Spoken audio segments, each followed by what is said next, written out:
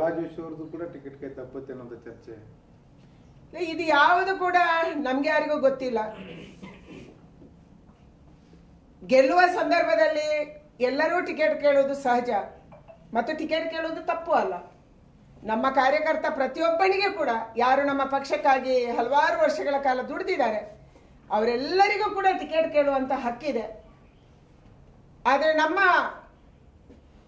ಕೇಂದ್ರ ಚುನಾವಣಾ ಮಂಡಳಿ ಪ್ರಧಾನಿಯವರ ನೇತೃತ್ವದಲ್ಲಿ ಯಾರಿಗೆ ಎಲ್ಲಿಂದ ಟಿಕೆಟ್ ಕೊಡಬೇಕು, ಯಾಕೆ ಕೊಡಬೇಕು ಮತ್ತು ಯಾರಿಗೆ ಎಲ್ಲಿ ಕೊಡೋದ್ರಿಂದ ಲಾಭ ಅನ್ನುವ ಆಧಾರದಲ್ಲಿ ಖಂಡಿತವಾಗಿ ನಿರ್ಧಾರವನ್ನು ತಗೊಳ್ತಾರೆ.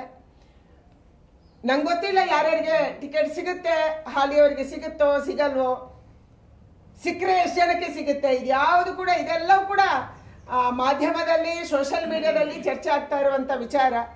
ಆದ್ರೆ ಪ್ರಧಾನಿ ಎಲ್ಲೂ ಹೇಳಿಲ್ಲ, ನಡ್ಡಾ ಅವರು ಎಲ್ಲೂ ಹೇಳಿಲ್ಲ. ನಡ್ಡಾ ಅವರು ಬೆಳಗಾವಿಗೆ ಬಂದಿದ್ರು, ಅವರೆಲ್ಲೂ ಯಾರಿಗೆ ಟಿಕೆಟ್ ಕೊಡ್ತೀವಿ ಯಾರಿಗೆ ಟಿಕೆಟ್ ತಪ್ಪಿಸ್ತೀವಿ ಅಂತ ಹೇಳಿಲ್ಲ. ನಮ್ಮ ಅಮಿತ್ ಶಾ ಅವರು ಎಲ್ಲೂ ಹೇಳಿಲ್ಲ. ಅದಕ್ಕಾಗಿ ಎಲ್ಲ ಊಹಾಪೋಹಗಳು ನಡೀತಾ ಇದ್ದಾವೆ.